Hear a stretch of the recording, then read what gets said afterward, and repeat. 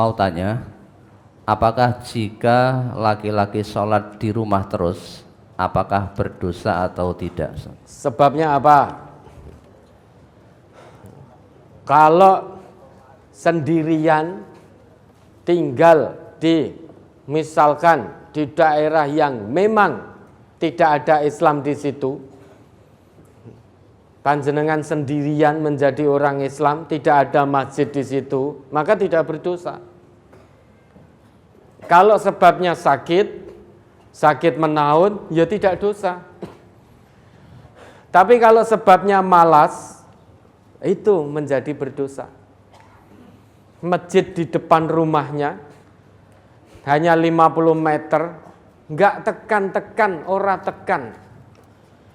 Tetapi gunung jauh dari rumahnya, dia hobi naik gunung, gunung dimanapun akan dia parani. Dengan letih, lelah, penat, butuh biaya besar, butuh persiapan fisik, gunung di mana saja dia akan datang. Hobinya rekreasi, healing. Hobinya rekreasi. Maka tempat-tempat rekreasi yang jauh dari daerah mukimnya sekalipun, keluar pulau, keluar daerah, keluar negeri, dia tempuh dan sampai di tempat itu. Tetapi masjid hanya 25 meter, 50 meter dari rumahnya, kok kakinya nggak pernah sampai ke situ. Tempat bekerjanya jauh, demi rupiah dia tempuh, datang terus, dan bendina ya wirawiri lewat ngarep masjid kuwi. Mau pergi keluar rumah, mau ke tempat pekerjaannya juga lewat depan masjid itu. Mau rekreasi juga lewat depan masjid. Mau jajan juga lewat depan masjid. Wong kebetulan masjid ada depan rumahnya. Ada di samping kanan kirinya mungkin. Hanya berjarak 50 meter. Kok ora tekan-tekan. Sampai takmire rodok jengkel, horene debke omahe. Hayya 'alas shalah. Malah nesu. Kowe adon kok banter men. Ora ngerti nek jek ngantuk. Ya. Kalau sudah 40 tahun, 50 tahun, 30 tahun Allah berikan hidup, hatinya tidak tergerak untuk melangkahkan kakinya datang ke masjid. Butuh berapa tahun lagi Allah berikan? Padahal masjid sudah dekat sekali, horene madep ke rumahnya. Kok tidak datang? Butuh berapa lagi? Butuh berapa lama lagi? Kalau ada laki-laki yang seperti itu, tanpa udzur, dan dia tidak mau ke masjid, dia berdosa. Berdosa. Kebaikan yang dijanjikan oleh Allah, dijanjikan oleh Nabi, dengan jamaah di masjid, dia tidak tertarik. Padahal menurut Nabi kebaikannya 25 kali lipat saat kita melangkahkan kaki kita. Belum lagi mendirikan sholat jamaah 27 kali lipat. Sholat jamaah di masjid itu diangkat derajatnya 25 kali lipat daripada sholat kita di rumah maupun di tempat kita kerja, maupun di pasar. Belum lagi sholat jamaah di masjid itu termasuk sunnah-sunnah petunjuk. Kenapa? Fa innallaha syara'a li nabiyyikum sunanal huda wa innahunna min sunanil huda. Kata Abdullah bin Mas'ud begitu. Sesungguhnya Allah menurunkan syariat kepada nabimu berupa sunnah-sunnah petunjuk. Dan mendatangi sholat berjamaah di masjid itu merupakan sunnah-sunnah petunjuk. Di awal Abdullah ibnu Mas'ud mengatakan, man sarrahu ayyal qallaha ghadan musliman Barang siapa yang suka untuk besok hari kiamat bertemu Allah dalam keadaan berserah diri, falyuhafid ala haula'i as-sholawat min haitsu yunada bihinna. Hendaknya mereka itu atau orang-orang itu menjaga solat mereka di mana saja mereka diseru untuk solat. Fa innallaha syara'a li nabiyyikum sunanal huda wa innahunna min sunanil huda. Karena mendatangi solat jamaah itu merupakan syariat Allah kepada nabinya, merupakan sunnah-sunnah petunjuk. Dan mendatangi solat jamaah di masjid itu merupakan sunnah-sunnah petunjuk. Walau annakum shallaitum fi buyutikum kama yusalli hadzal mutakhallifu fi baitihi lataraktum sunnata nabiyyikum. Dan sekiranya kalian, wahai umatnya Nabi Muhammad, solat di rumah kalian sebagaimana solatnya hadzal mutakhallif, orang yang enggan untuk solat berjamaah di masjid dan dia solat di rumahnya, lataraktum sunnata nabiyyikum, sungguh kamu telah meninggalkan sunnah nabimu. Walau taraktum sunnata nabiyyikum la dolaltum, jika kamu meninggalkan sunnah nabimu, sungguh kamu akan tersesat. Itu kata Abdullah ibnu Mas'ud.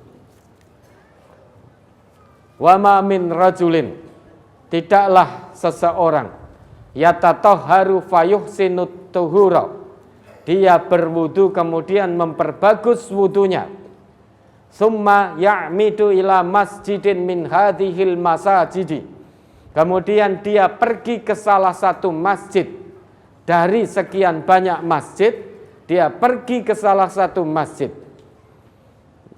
illa kataballahu lahu bikulli khatwatin yakhtuha hasanah, melainkan Allah tetapkan di setiap langkah kakinya ada kebaikan. Wa yarfa'uhu lahu biha darajah, dengan satu langkah kaki ke masjid Allah angkat derajatnya. Wa yahuttu anhu biha sayyi'ah, langkah kakinya yang satu, dengan itu Allah akan hapus dosa-dosanya. Jadi kaki kita ini satu langkah kita langkahkan ke masjid, yang satu mengangkat derajat kita di sisi Allah, langkah kaki kita yang satu lagi akan menghapus dosa kita di sisi Allah. Sudah tahu seperti ini kebaikannya, namun banyak umatnya Nabi Muhammad yang enggan untuk sholat berjamaah di masjid. Maka Abdullah bin Mas'ud mengatakan, walaqad ra'aituna, dan sungguh aku telah melihat keadaan kita, yaitu keadaan orang-orang Islam. Wa ma yatakhallafu anha illa munafiqun ma'lumun nifaq. Tidaklah orang yang enggan untuk sholat jamaah di masjid, melainkan hanya orang-orang munafik yang sudah ma'ruf, sudah pasti kemunafikannya. Jadi pada waktu itu, yang enggan, yang tidak mau datang jamaah sholat di masjid itu hanya orang-orang munafik. Ma'lumun nifak, yang sudah diketahui kemunafikannya. Itu kata Abdullah bin Mas'ud. Dan agar orang-orang itu terhindar dari kemunafikan, sifat-sifat kemunafikan, maka dulu ada walaqad kana ar-rajulu yu'ta bihi yuhada bainar rajulaini hatta yuqama fis shaf. Dulu ada orang ngaku Islam, dia enggan, tidak mau sholat berjamaah di masjid, maka dia dibawa oleh beberapa orang, dikawal kanan kirinya, gondelingene dijunjung, sampai didirikan di soft di masjid. Jadi dia malas jamaah ke masjid tanpa sebab yang dibenarkan oleh agama. Biar orang ini terhindar dari sifat kemunafikan, orang-orang Islam yang lain pada waktu itu datang dari kanan kiri, gondeli ngene, yuhada bainar rajula, ini diapit kanan kirinya, hatta yuqoma fis shaf, sampai didirikan di shaf. Lah nek saiki kita gotong wis padu sudah. Ya, padu bisa dibacok jenengan nanti. Bisa bacok pakai arit dan lain sebagainya. Lah maka bagaimana? Sudah, kita jangan seperti itu. Maka betul Bapak Ibu ya, salah satu dari 7 golongan yang dijanjikan oleh Nabi mendapatkan naungan dari Allah pada hari kiamat kelak. Salah satunya adalah orang yang hatinya tertambat ke masjid. Ternyata tidak mudah. Masjid di dekatnya, setiap kampung kan ada masjidnya sekarang, setiap RT. Itu saja tidak sampai-sampai ke masjid. Tetapi jarak tempat kerjanya 10 kilo, 5 kilo itu sampai. Untuk rekreasi, keluar daerah itu juga sampai. Padahal butuh tenaga, butuh fisik, butuh bekal, butuh uang untuk bisa sampai ke tempat rekreasi dan lain sebagainya, dan lain sebagainya. Gunung yang tinggi menjulang saja itu didaki dengan penuh rasa lelah letih. Hatinya tertambat ke tempat-tempat rekreasi. Seseorang yang hatinya sudah cinta pada tempat-tempat rekreasi, dia akan tempuh jarak untuk sampai ke sana. Tapi kenapa hatinya tidak tertambat ke masjid? Sehingga kalau dengar adzan, lagi mau sholat maghrib, wiki wis adzan isya, berarti dia malas untuk sholat jamaah. Lagi nyeleh ke bokong, lagi bar sholat maghrib, lah kok wis adzan isya meneh.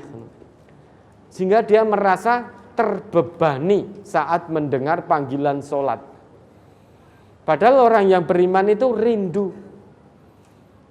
rindu dengan panggilan sholat. Coba pandemi kemarin, iya toh? Yang setiap saat kita mendengar panggilan adzan, saat pandemi kemarin jarang kita mendengar. Ada kerinduan dalam hati. Ya Allah, angkat pandemi ini ya Allah, agar hamba bisa sholat jamaah di masjid. Allah sudah berikan keadaan baik, ayo janjimu mana? Gitu. Kok jadi malas meneh? Gitu.